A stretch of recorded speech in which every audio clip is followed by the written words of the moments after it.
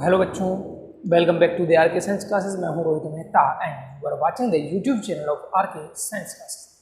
दोस्तों, आज का जो लेक्चर है वो 11th बायोलॉजी के लिए है और 11th बायोलॉजी में हमारा चल रहा है चैप्टर नंबर 8, नाम cell the unit of life. नाम क्या है पाठ का? कोशिका जीवन की इकाई, cell the unit of life, यानी कि सजीवों की सबसे छोटी जो इकाई है वो क्या है? सेल है, कोशिका है। तो आज के लेक्चर में हम बात करने वाले हैं केवल और केवल प्रोकैरियोटिक सेल की। जो भी जानकारी है प्रोकैरियोटिक सेल के बारे में उसको हम डिटेल में लेंगे। इससे पहले देखिए कोशिकाओं के प्रकार देखते हैं हम। कोशिकाओं के प्रकार या कोशिका के प्रकार, टाइप्स ऑफ सेल। कितने प्रकार की होती हैं कोशिकाएं? तो बेटा कोशिकाएं जो हैं वो दो प्रकार की होती हैं। कोशिकाएं कितने प्रकार की होती हैं? दो प्रकार की। मुझे पता है, आप सभी को पता है, लेकिन आपको ये भी पता है कि जो मुझे पता है वो गलत पता है। यानी कि मैं क्या कह रहा हूं, सुनना ध्यान से। जो तुम्हें पता है ना वो गलत है। तुम्हें क्या पता है? हो सकता है किसी को सही भी जानकारी हो। कोशिका कितने प्रकार की होती है? तो बेटा कोशिका दो प्रकार की होती है, ये तो सबको पता है। लेकिन तुम्हें क्या पता है कि कोशिका दो प्रकार की होती है? कौन कौन सी? जंतु कोशिका और पादप कोशिका। लेकिन ये गलत है। सबसे पहले जो कोशिकाओं के टाइप हैं वो कौन सी है? Prokaryotic and eukaryotic. प्रोकैरियोटिक कोशिका और दूसरी कौन सी होती है हमारे पास? यूकैरियोटिक। यूकैरियोटिक, हालांकि 9th में पढ़ चुके हैं इसके बारे में। तो प्रोकैरियोटिक सेल और दूसरी हमारी कौन सी है? Eukaryotic cell. अब जो हम जानते हैं जंतु कोशिका और पादप कोशिका, वो वास्तव में किसके टाइप हैं? वो टाइप हैं यूकैरियोटिक कोशिकाओं के। तो अब मैं इसको दो पार्टों में डिवाइड करूंगा। क्या? एक तो पादप कोशिका, प्लांट सेल, पादप कोशिका, और दूसरी है हमारे पास जंतु कोशिका, एनिमल सेल। पादप कोशिका और जंतु कोशिका ये दोनों टाइप हैं किसके? यूकैरियोटिक सेल्स के। और यूकैरियोटिक और प्रोकैरियोटिक ये दो टाइप हैं किसके? सेल्स के। यानी कि कोशिकाएं कितने प्रकार की होती हैं? दो प्रकार की। कौन कौन सी? Prokaryotic and eukaryotic. और यूकैरियोटिक कितने प्रकार की होती हैं? दो प्रकार की। कौन कौन सी? पादप कोशिका और जंतु कोशिका। अब आज के लेक्चर में हम किस पर अध्ययन करेंगे, किस पर डिटेल देखेंगे? तो वो होगा हमारा प्रोकैरियोटिक सेल। यानी कि कोशिका के दो प्रकार हैं, प्रोकैरियोटिक एंड यूकैरियोटिक। प्रोकैरियोटिक का मतलब क्या है, इसको हम यहां से स्टार्ट करते हैं। तो चलिए, प्रोकैरियोटिक सेल। तो देखिए हेडिंग लगाया हमने प्रोकैरियोटिक कोशिका, प्रोकैरियोटिक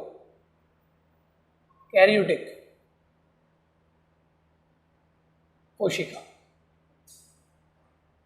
या असीम केंद्र की। हिंदी में अगर इसको कहें तो क्या कहेंगे? असीम केंद्र की कोशिका, प्रोकैरियोटिक सेल। क्या है नाम?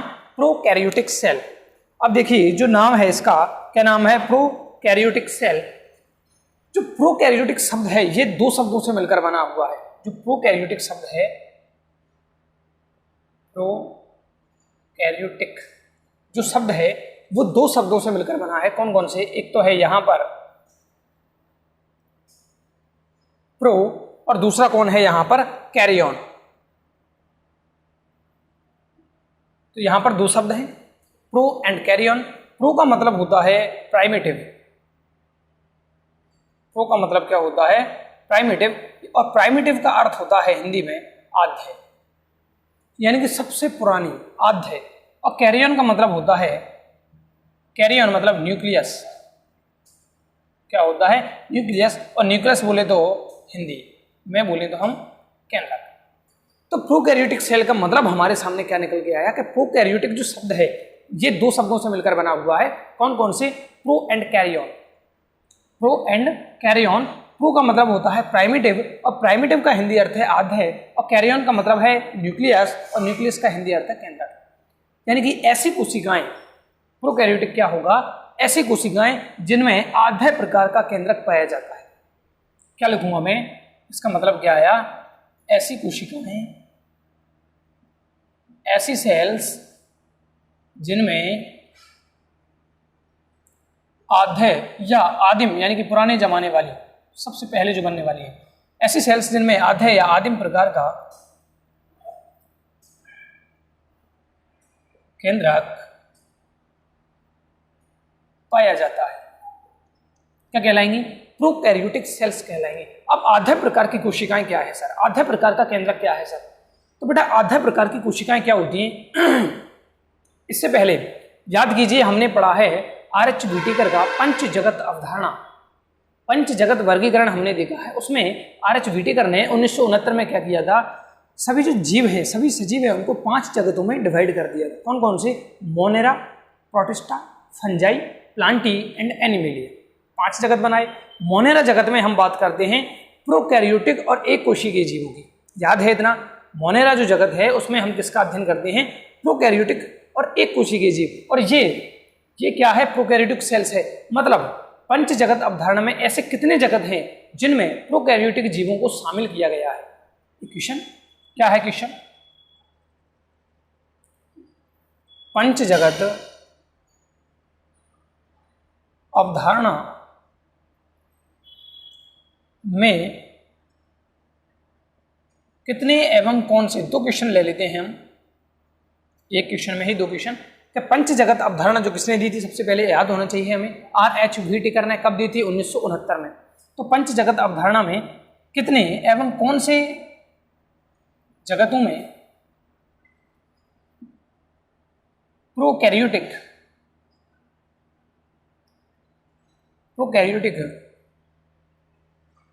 जीवों को शामिल किया गया है या फिर रखा गया है? ये क्वेश्चन है हमारे पास। तो आंसर देखिए क्या होगा। तो क्वेश्चन क्या है कि पंच जगत जो अवधारणा है जो आर.एच. व्हिटेकर ने दी, उसमें कितने ऐसे जगत हैं और कौन कौन से ऐसे जगत हैं जिसमें प्रोकैरियोटिक जीवों को या प्रोकैरियोटिक कोशिकाओं वाले जीवों को शामिल किया गया? तो देखिए मैं ऑप्शन दे देता हूं यहां पर। ऑप्शन नंबर ए, एक जगत जिसका नाम है प्रोटिस्टा। ऑप्शन नंबर बी, एक जगत जिसका नाम है मोनेरा।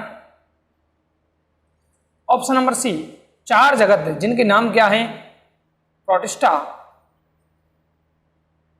फंजाई,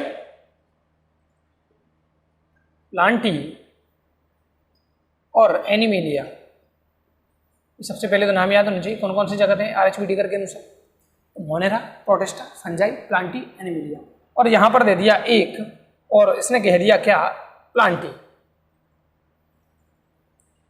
तो अब देखो कुछ बच्चे तो यहां पर ऐसे कंफ्यूज हो जाते हैं क्या कि सर ने एक एक एक, यानी कि ये तीनों नहीं होने चाहिए। अलग कौन है? 4, प्रोटिस्टा, फंजाई, प्लांटी, एनिमेलिया। ये भी बहुत सारे बच्चों के आंसर देने का तरीका होता है। ऑब्जेक्टिव क्वेश्चन जहां पर इस प्रकार से दिख जाए, ऑप्शन में 1 प्रोटिस्टा, 1 मोनेरा, 1 प्लांटी। तो मोनेरा, प्रोटिस्टा, प्लांटी एक ही साथ देखा तो हम सोचते हैं कि ये नहीं होंगे, कॉमन है। लेकिन क्या टिक कर देते हैं वो जल्दबाजी में? ऑप्शन नंबर जो सी है उसको टिक कर देंगे। क्या करेंगे? 4 प्रोटिस्टा, फंजाई, प्लांटी, एनिमेलिया, क्योंकि सबसे अलग दिखाई दे रहा है तो ये आंसर हो सकता है, ऐसा कुछ बच्चे सोचते हैं। बट बेटा यहाँ पर गलत हो गया, क्योंकि क्वेश्चन क्या है ध्यान से पढ़िए। पंच जगत अवधारणा में कितने एवं कौन से जगतों में? अब एक तो मैंने यहाँ पर डाउट कर दिया तुम्हें, जगतों में मतलब बहुत सारे जगत हो सकते हैं। कौन से, कितने एवं कौन से जगतों में क्या प्रोकैरियोटिक जीवों को शामिल किया गया? तो बेटा आंसर क्या होगा? एक ही जगत है, एक ही ऐसा जगत है जिसमें किसको शामिल किया गया है? प्रोकैरियोटिक जीवों को शामिल किया गया है। और वो कौन सा जगत है? मोनेरा। यानी कि मोनेरा जगत अभी हमने पढ़ा नहीं है, लेकिन मोनेरा जगत की एक विशेषता हमें याद हो गई है कि इसमें कैसे जीव आएंगे? इसमें प्रोकैरियोटिक जीव आएंगे। कैसे जीव आएंगे? प्रोकैरियोटिक जीव आएंगे। अब चलते हैं हम प्रोकैरियोटिक में और कौन कौन से कैरेक्टर होते हैं, उससे पहले आप इसका स्क्रीनशॉट ले लें। हो गया स्क्रीनशॉट?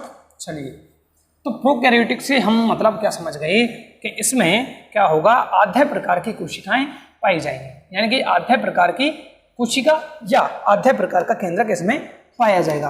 अब आधे प्रकार का केंद्रक क्या है, आधे प्रकार की कोशिका क्या है, उसके बारे में बात करते हैं कि प्रोकैरियोटिक कोशिका क्या है, इसके बारे में बात करते हैं। तो बेटा जैसे कि मैंने अभी बताया कि जो हमारे पास मोनेरा जगत है, मोनेरा जगत में प्रोकैरियोटिक जीव शामिल हैं।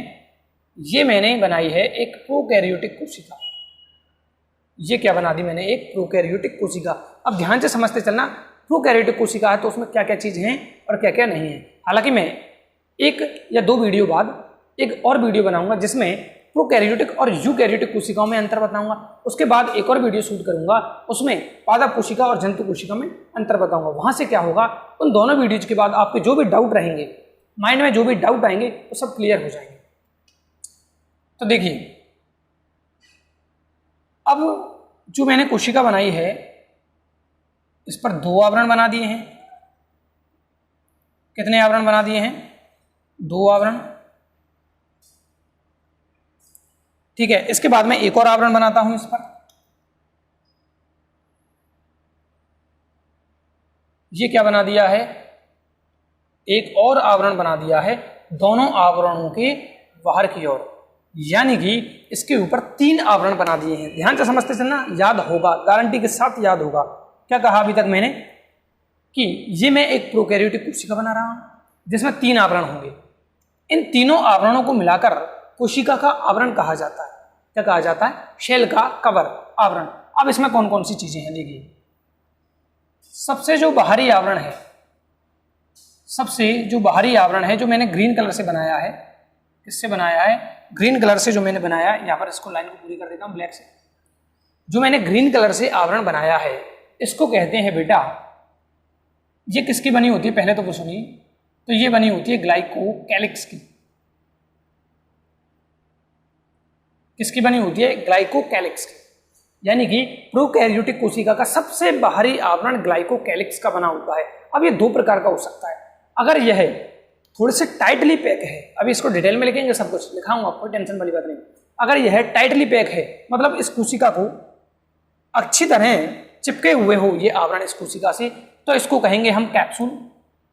क्या कहेंगे इसको? कैप्सूल या कैप्सूल। और अगर यह ढीली है, लूज है, ढीली है, तो इसको कहेंगे हम अपपंक कवक, परत, अपपंक परत, श्लाइम लेयर। क्या कहेंगे इसको? अपपंक परत या श्लाइम लेयर। तो क्या कहा कि सबसे बाहरी जो आवरण है वो ग्लाइकोकैलिक्स से निर्मित होता है, और अगर यह टाइट है तो इसको कैप्सूल कहेंगे, लेकिन अगर यही ढीला है तो इसको कहेंगे अपपंक परत, श्लाइम लेयर। चलिए, दूसरा क्या होता है? दूसरा आवरण जो है हमारे पास वो होता है कोशिका भित्ति। क्या होती है? कोशिका भित्ति। यह किसकी बनी होती है सर? तो यह बनी होती है बेटा किसकी? इसमें देखिए जीवाणु। हम देखो, सबसे पहले याद होना चाहिए कि हम क्या पढ़ रहे हैं, मोनेरा जगत पढ़ रहे हैं। एक तरह से क्या पढ़ रहे हैं हम? मोनेरा जगत पढ़ रहे हैं, क्योंकि मोनेरा जगत में ही क्या होते हैं, एकमात्र ऐसा जगत है जिसमें प्रोकैरियोटिक जीवों को शामिल किया गया है। तो मोनेरा जगत के जीवों में कौन कौन आते हैं वो भी एग्जाम्पल याद होने चाहिए। ये क्या बना दिया मैंने? जीवाणु बना दिया। क्यों बनाया जीवाणु? क्योंकि जीवाणु पहली बात प्रोकैरियोटिक सेल है। कैसे सेल है? प्रोकैरियोटिक। तो जीवाणु पर 3 आवरण पाए जाएंगे। सबसे पहले आवरण की बात कर ली मैंने, ग्लाइकोकैलिक्स का बना होता है। अगर यह टाइटली पैक है तो इसको कैप्सूल कहेंगे, और अगर थोड़ा सा लूज पैक है तो इसको कहेंगे अपपंक परत। अब दूसरी बात क्या है कि ग्लाइकोकैलिक्स का जो आवरण है, इसके अंदर एक और आवरण पाया जाता है जिससे कोशिका भित्ति कहते हैं, जो कि किसका बना होता है? पेप्टाइडोग्लाइकेन का बना होता है। पेप्टाइडोग्लाइकेन किसका बना होगा? पेप्टाइडोग्लाइकेन का बना होता है कोशिका भित्ति। और इसके बाद जो तीसरा आवरण है, ये क्या है हमारे पास? ये है कोशिका झिल्ली।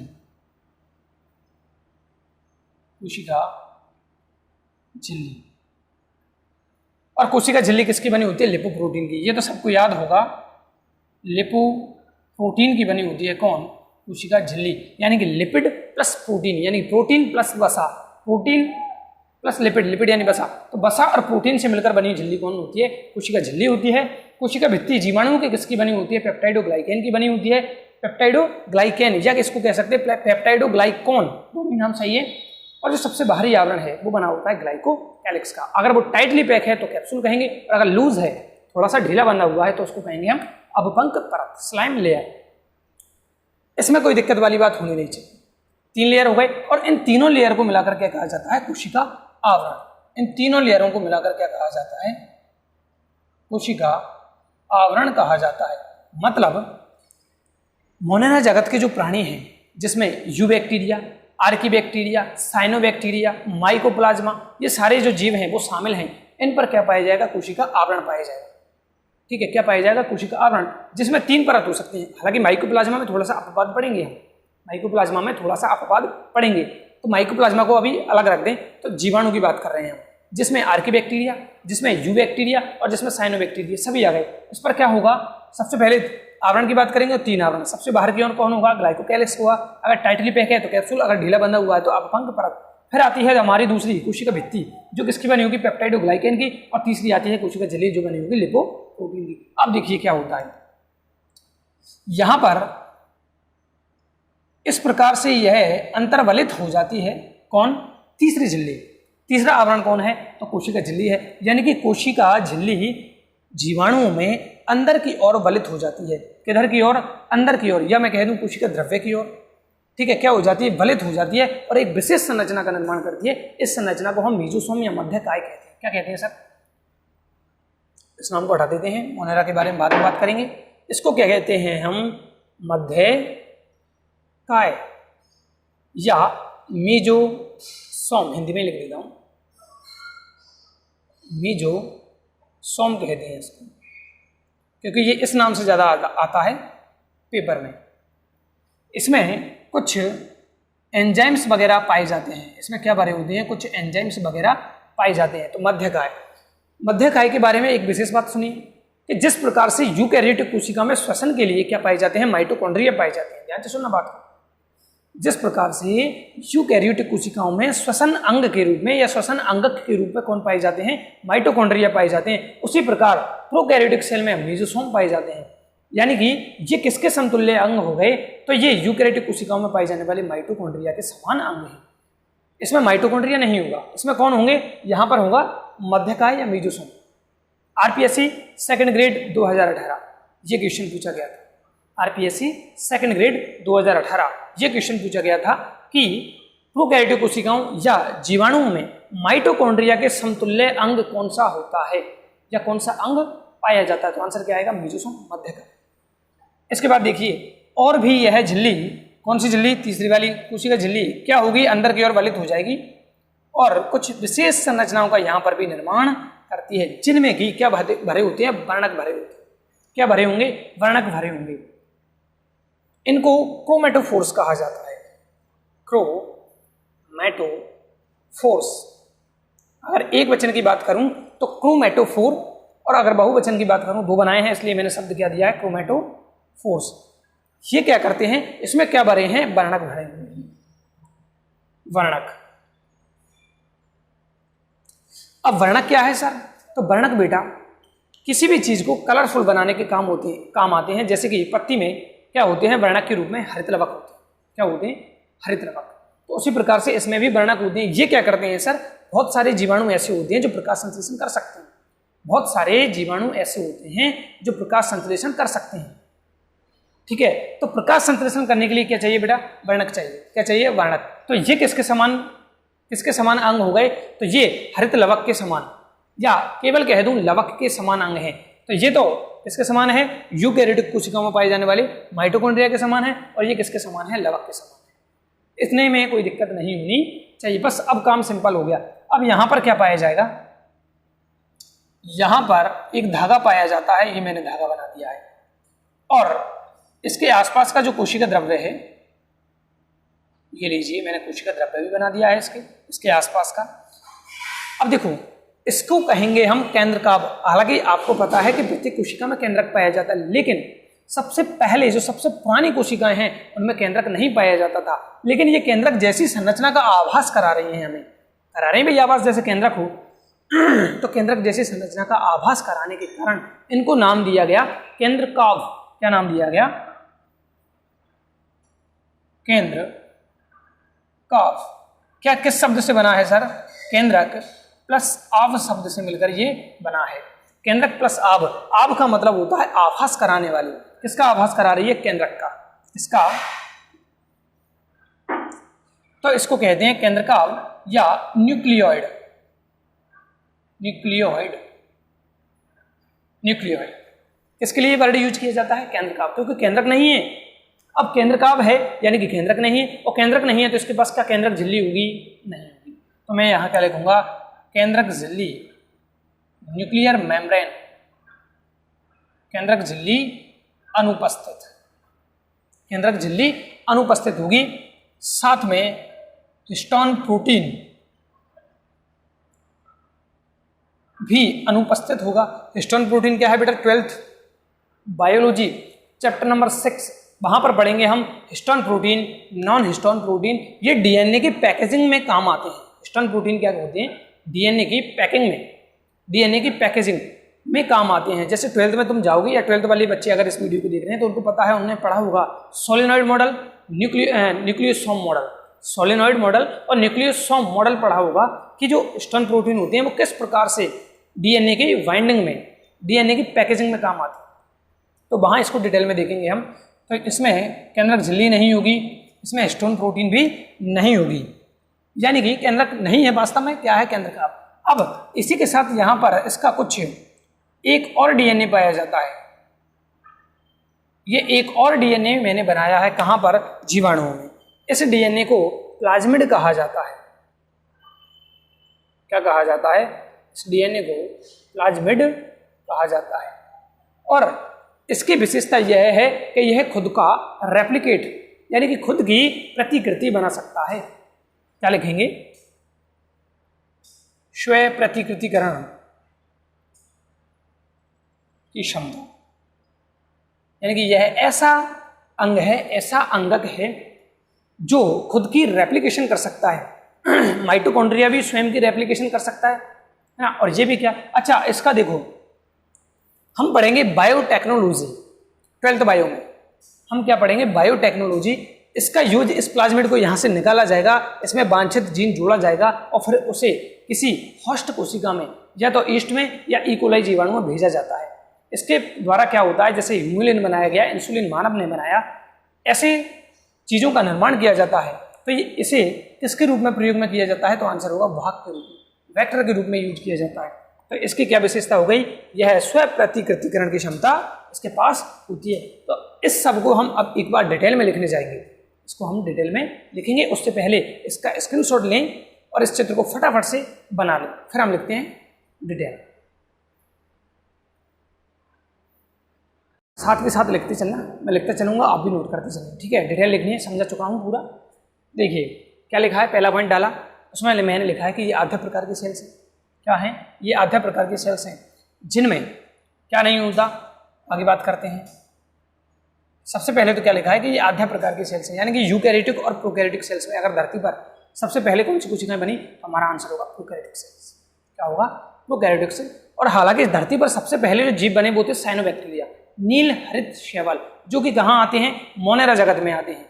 और उनकी कोशिका कैसी थी, प्रोकैरियोटिक। तो कहीं से भी आंसर आएगा हमारा क्या आएगा, प्रोकैरियोटिक कोशिका आंसर आएगा। तो ये आधा प्रकार की क्या हैं, सेल्स हैं। कैसी सेल्स हैं, आधा प्रकार के सेल्स हैं जिनमें सुविकसित केंद्रक, जिनमें सुविकसित केंद्रक का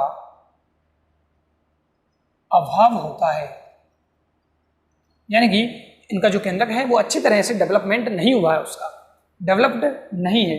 तो ये आधे प्रकार के सेल्स जिनमें सुविकसित केंद्रक नहीं पाया जाता है, अर्थात इनमें क्या नहीं होगा, अर्थात इनमें केंद्रक झिल्ली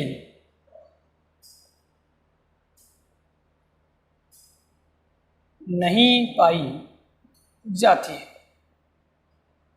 अच्छा ऐसा करते हैं भाई, लिखने में टाइम लगेगा तो मैं वीडियो पॉज करके यहाँ पर लिख देता हूँ, उसके बाद नोट डाउन कर लेंगे, ठीक है। तो लीजिए भाई, मैंने सब कुछ लिख दिया है यहाँ पर। अभी आधी डिटेल है, अगली स्लाइड में आधा डिटेल और लेंगे कि ये आधे प्रकार की कोशिकाएं, यानी कौन सी, प्रोकैरियोटिक कोशिकाओं की बात कर रहे हैं। ये आधे प्रकार की कोशिकाएं जिनमें सुविकसित केंद्रक का अभाव होता है। क्या नहीं पाया जाता, तो सुविकसित केंद्रक नहीं पाया जाता है। पहले स्क्रीनशॉट ले लें, फिर मैं इसको गंदा कर दूंगा, क्योंकि अर्थात इनमें केंद्रक झिल्ली नहीं होती। भाई सुविकसित केंद्रक नहीं पाया जाना, इसका मतलब क्या होता है कि इनमें केंद्रक झिल्ली नहीं पाई जाती है। इसके कारण क्या होगा, जो केंद्रक में पाया जाने वाला पदार्थ है, अब केंद्रक में कौन सा पदार्थ पाया जाता है, डीएनए पाया जाता है या न्यूक्लिक अम्ल पाया जाता है, ऐसे कह रहे हैं।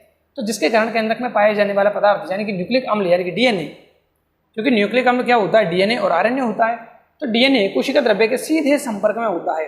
पे क्या होता है कि हमारे पास मान लो एक केंद्रक है और ये हम इस कमरे को क्या मान लें, कोशिका द्रव्य या कोशिका मान लें।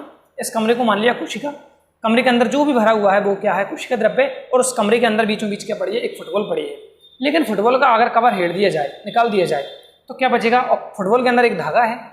तो जब फुटबॉल का कवर नहीं है तो ये धागा सीधे किसके संपर्क में होगा बेटा, इस पानी के संपर्क में होगा जो इस कमरे में भरा हुआ है। तो वही वाली बात है यहाँ पर क्या कि केंद्रक में पाया जाने वाला पदार्थ यानी कि न्यूक्लिक अम्ल यानी कि डीएनए कोशिका द्रव्य के सीधे संपर्क में होता है। क्यों, क्योंकि केंद्रक झिल्ली नहीं है। क्या कहा मैंने, ये मान लो केंद्रक है, ये केंद्रक जब है ही नहीं तो ये क्या करेगा, धागा सीधा किसके संपर्क में होगा, इस कोशिका द्रव्य के संपर्क में होगा। तो ऐसे कलाविहीन केंद्रक को आरंभिक केंद्रक इंसिपिएंट न्यूक्लियस, ऐसे क्या कहा, ऐसे कलाविहीन केंद्रक को यानी ऐसा केंद्रक जिसके पास क्या नहीं है, झिल्ली, ऐसे कलाविहीन केंद्रक को आरंभिक केंद्रक इंसिपिएंट न्यूक्लियस या केंद्रकाव न्यूक्लियोइड अभिवाद की थी कहती है। तो ऐसा केंद्रक जिसके पास केंद्रक झिल्ली नहीं है केंद्रकाव कहलाता है या आरंभिक केंद्रक कहलाता है, इंसिपिएंट न्यूक्लियस या न्यूक्लियोइड कहलाता है। चलिए इस नाम को ध्यान रखना, न्यूक्लियोइड। पॉइंट नंबर 2, इन सेल्स में पूर्ण विकसित कोशिकांग नहीं पाई जाती हैं एवं डीएनए भी हिस्टोन प्रोटीन से संबंध नहीं होता है। अभी मैंने बात की कि हिस्टोन प्रोटीन नहीं पाई जाती। दूसरी बात जो मैंने अभी नहीं बताई थी वो क्या है कि इनमें ना तो केंद्रक सुविकसित है और ना ही इसमें जो कोशिकांग होंगे वो भी सुविकसित नहीं होंगे। क्या कहा, केंद्रक भी क्या होगा, सुविकसित नहीं होगा और कोशिकांग भी नहीं पाए जाते, कोशिकांग भी विकसित नहीं होंगे, पूर्ण विकसित कोशिकांग नहीं पाए जाएंगे, हिस्टोन प्रोटीन होता ही नहीं, अभी बता दिया था। पॉइंट नंबर 3, प्रत्येक प्रोकैरियोटिक सेल कोशिका भित्ति से घिरी होती है, यानी प्रत्येक कोशिका पर क्या होगी, कोशिका भित्ति होगी, अभी बात की थी हमने। कोशिका भित्ति के बाहर की ओर एक और सुरक्षात्मक आवरण पाया जाता है जो किसका बना होता है, ग्लाइकोकैलिक्स का बना होता है, अभी बात की थी। तथा अभी बात करेंगे दोबारा भी बात करेंगे इन सब की। तथा कोशिका झिल्ली भित्ति के अंदर की ओर होती है, मतलब सबसे पहले ग्लाइकोकैलिक्स का आवरण जिसे कैप्सूल या स्लाइम लेयर कह सकते हैं, दूसरा कोशिका भित्ति होगी और तीसरा कोशिका झिल्ली होगी, यानी कि कोशिका झिल्ली भित्ति के अंदर की ओर होती है और तीनों मिलकर कोशिका आवरण, सेल एनवेलूप, एनवेलूप बेटा आवरण, जैसे कि हमारे चारों ओर क्या पाया जाता है, ओजोन का एनवेलूप पाया जाता है, ओजोन का परत पाया जाता है, आवरण पाया जाता है। तो कोशिका आवरण बनाते कौन, तीनों, कौन कौन तीनों, सर ग्लाइकोकैलिक्स की परत यानी कि कैप्सूल और स्लाइम लेयर, दूसरा कोशिका भित्ति और तीसरा कोशिका झिल्ली, ये तीनों क्या करते हैं, सेल आवरण, सेल एनवेलूप, कोशिका आवरण का निर्माण करते हैं। तो तीन चीजें कौन कौन सी होंगी, सर सबसे पहले कोशिका भित्ति होगी, उसके बाहर एक सुरक्षात्मक आवरण होगा बाहर की ओर और एक क्या होगी, कोशिका झिल्ली। तो ये तीनों किसका निर्माण करती है, सुरक्षात्मक आवरण का निर्माण या कोशिका आवरण का निर्माण करती है। फोर्थ पॉइंट में बात क्या करते हैं, कोशिका में कोशिका द्रव्य व केंद्रकाव पाए जाते हैं। कोशिका द्रव्य में क्या है भाई, क्या है कोशिका द्रव्य में, कोशिका द्रव्य में एक तो कोशिका द्रव्य भरा हुआ है और कोशिका द्रव्य में कौन पड़ा हुआ है, केंद्रकाव पड़ा है, और इसी में एक अतिरिक्त गुणसूत्रीय डीएनए भी पाया जाता है जिसे प्लाज्मिड कहते हैं, अभी बात कर ली थी। एक डीएनए जिनका है जिसे केंद्रकाव कहते हैं, इसके अतिरिक्त एक और गुणसूत्र पाया जाता है या डीएनए पाया जाता है जिसे प्लाज्मिड कहते हैं, जिसका यूज हम जेनेटिक इंजीनियरिंग में करेंगे। कहाँ पर करेंगे, जेनेटिक इंजीनियरिंग में, ठीक है, या फिर बायोटेक्नोलॉजी में करेंगे, दोनों में करेंगे। तो इसको क्या कहेंगे, प्लाज्मिड। किसके रूप में यूज किया जाता है, भाग के रूप में। इसके अगली स्लाइड में अभी नोट करता हूं, तब तक के लिए वेट। तो चलिए आगे की बात करते हैं। अब हमने अभी तक जो जीवाणु था या जो हमारे पास थी प्रोकैरियोटिक कोशिका, उसके बारे में बात कर ली थी। अब इसके आवरणों के बारे में बात करते हैं। तो सबसे पहले मैंने हेडिंग लगाई है कोशिका आवरण, सेल एनवेलप। कोशिका का आवरण 3 स्तरीय होता है। प्रोकैरियोटिक कोशिका, उस पर कितने आवरण होंगे, 3। अब ध्यान से सुनिएगा बात को। सबसे पहले धरती पर कौन बनी, प्रोकैरियोटिक कोशिका, आवरण कितने थे, 3। उसके बाद मोनेरा के बाद आता है प्रोटिस्टा, आवरण होंगे 2। फिर आता है फंजाई, आवरण होंगे 2। फिर आता है प्लांटी, आवरण होंगे 2। और फिर आता है एनिमिलिया, आवरण होगा 1। यानी कि धरती पर सबसे पहले 3 आवरणों वाली कोशिका बनी। फिर यानी पहले जगत में 3 आवरण, दूसरे जगत में, तीसरे जगत में और चौथे जगत में कितने कितने आवरण हैं, 2 आवरण है। और जो 5वां जगत है उसमें केवल कितना आवरण है, एनिमिलिया में 1, कोशिका झिल्ली। क्या है, कोशिका झिल्ली। तो इसी प्रकार देखिए आगे क्या है कि कोशिका का आवरण 3 स्तरीय होता है। कौन कौन से मैंने बता दिए थे। हालांकि पहले सबसे पहले ग्लाइकोकैलिक्स का आवरण, ग्लाइकोकैलिक्स का आवरण क्या है, यह जीवाणुओं पर पाए जाने वाला सबसे भारी सुरक्षात्मक आवरण है, ठीक है, जिसमें पानी की अधिकता होने के कारण आवश्यकता पड़ने पर यह जीवाणु को जल की कमी को पूरा करती है। अब जो ग्लाइकोकैलिक्स है, ग्लाइकोकैलिक्स का जो आवरण है उसमें पानी पाया जाता है थोड़ा सा, और अगर जीवाणु को पानी चाहिए तो इस पानी का यूज कर सकता है। कहाँ से, ग्लाइकोकैलिक्स, जिसमें पानी की अधिकता होने के कारण आवश्यकता पड़ने पर यह जीवाणु जल की कमी को पूरा करती है। कहाँ होगा पानी, ग्लाइकोकैलिक्स। यह ग्लाइकोकैलिक्स से बनी होती है। बिल्कुल सही बात है, जो ग्लाइकोकैलिक्स का आवरण है वो किससे बना है? ग्लाइकोकैलिक्स से बना है, जिसमें पॉलीसैकेराइड डेक्स्ट्रॉन और लेवोन, जिसमें पॉलीसैकेराइड कौन कौन से? डेक्स्ट्रॉन और लेवोन, एवं पॉलीपेप्टाइड श्रृंखलाएं। पॉलीपेप्टाइड श्रृंखलाएं बोले तो प्रोटीन की चेन, यानी एमिनो एसिड्स की चेन, ऐसे कह दी तो पॉलीपेप्टाइड श्रृंखलाएं उपस्थित हो सकती हैं। कौन कौन उपस्थित हो सकती हैं इसमें? Polysaccharide plus polypeptide, polysaccharide plus polypeptide उपस्थित हो सकती हैं। अब ऐसे किसकी बनी? ग्लाइकोकैलिक्स। अगला पॉइंट, यदि यह परत ढीली हो तो इसे स्लाइम लेयर कहते हैं, जबकि यदि यह परत कठोर एवं कोशिका भित्ति से टाइटली क्लोज्ड हो, मतलब दृढ़ता से जुड़ी हो, तो इसे संपुट या दृढ़ संपुट कैप्सूल कहते हैं। कैप्सूल क्या करता है? जीवाणु कोशिका को लाइसोजाइम के प्रभाव से बचाते हैं। सब कुछ समझा दिया था, एक लाइन नहीं समझाई थी, वो क्या है कि जो कैप्सूल है वो जीवाणु कोशिका को लाइसोजाइम हमारे आंसू में पाया जाता है, लाइसोजाइम हमारी लार में पाया जाता है, हमारे आंसू में, हमारी लार में, जहाँ तक कि हमारे वीर्य में भी थोड़ा बहुत क्या पाया जाता है? लाइसोजाइम पाया जाता है। तो देखिए, लाइसोजाइम का प्रभाव जीवाणु पर कब नहीं होगा? जब यह परत क्या होगी? कैप्सूल में बदल जाएगी, मतलब बहुत टाइटली क्लोज्ड हो जाए जीवाणु, तो अब लाइसोजाइम का असर नहीं होगा। इसी प्रकार आगे क्या है हमारा? जो ग्लाइकोकैलिक्स का आवरण है, उसके बाद हमारी दूसरी आवरण क्या आती है? कोशिका भित्ति आती है। तो यह द्वितीय स्तर है जो जीवाणु पर पाया जाता है या प्रोकैरियोटिक कोशिका पर पाया जाता है, जो पेप्टाइडोग्लाइकॉन से बनी होती है। किससे बनी होती है? पेप्टाइडोग्लाइकॉन। पहला किससे? ग्लाइकोकैलिक्स से, ठीक है, से बना होता है। रासायनिक रूप से अगर मैं बात करूं तो इसमें म्यूरिन या म्यूरामिक एसिड पाए जाते हैं। म्यूरिन या म्यूकोपेप्टाइड, या ऐसे कह दें एन एसिटिल म्यूरामिक अम्ल और एन एसिटिल ग्लूकोसेमिन पाए जाते हैं। अब ये दोनों क्या करते हैं? ये आपस में ये बीटा 1,4 बंध द्वारा जुड़े होते हैं, यानी कि कोशिका भित्ति में बीटा 1,4 बंध पाए जाते हैं। और केमिकल की बात करें तो इसमें किसमें? कोशिका भित्ति में जीवाणु की म्यूरिन या म्यूकोपेप्टाइड। अब इसमें दो प्रकार के एसिड हो सकते हैं म्यूरिन में। कौन कौन से acid? N acetyl muramic acid और एन एसिटिल ग्लूकोसेमिन। तो ये हो गई हमारी बात किसकी? कोशिका भित्ति। अब देखिए, इसका स्क्रीनशॉट ले लें, हो गया।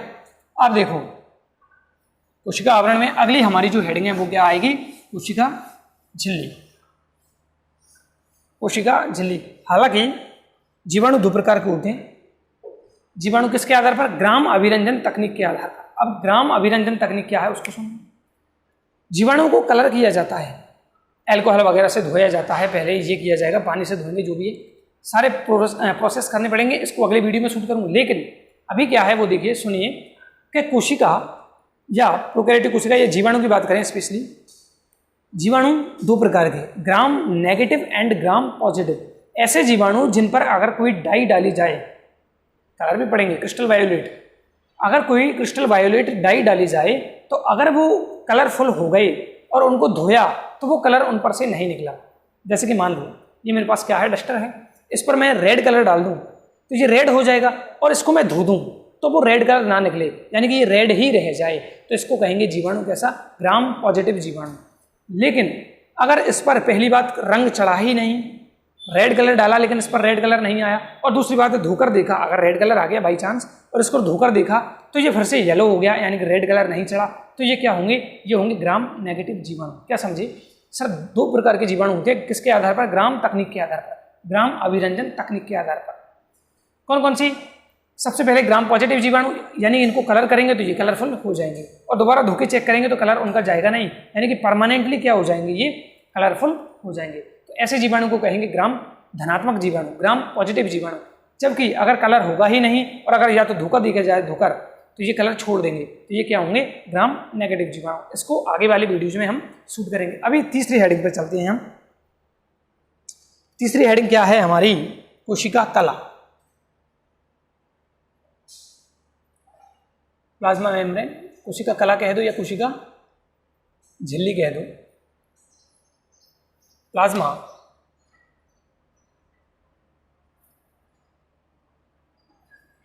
मेम्ब्रेन, यह सुरक्षात्मक आवरण या कोशिका के आवरण की अंतिम एवं तीसरी परत है, और इसी के फॉल्ट्स देखे थे हमने। मेसोसोम बना था, क्रोमेटोफोर्स बना था, इसी की क्या थी? अंतर्वलन थी।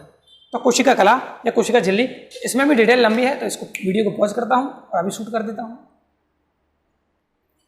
देखिए अब हम बात करते हैं तीसरी जो हमारी जो कोशिका झिल्ली है, यानी कि जीवाणु पर या प्रोकैरियोटिक कोशिकाओं पर एक आवरण पाया जाता है जिसमें 3 परत पाई जाती हैं। कौन कौन सी? सबसे पहले बात की हमने ग्लाइकोकैलिक्स के आवरण की, दूसरी हमने बात की कोशिका भित्ति की, और तीसरी बात कर रहे हैं हम कोशिका झिल्ली की। तो कोशिका झिल्ली क्या होती है? यह लिपोप्रोटीन की बनी अर्धपारगम्य झिल्ली होती है। पहली बात किसकी बनी होती है? लिपिड एंड प्रोटीन, वसा और प्रोटीन की, यानी कि लिपोप्रोटीन की बनी होती है। और यह कैसी होती है? अर्धपारगम्य, सेमी परमिएबल। पढ़ा होगा इसके बारे में। सेमी परमिएबल क्या होती है?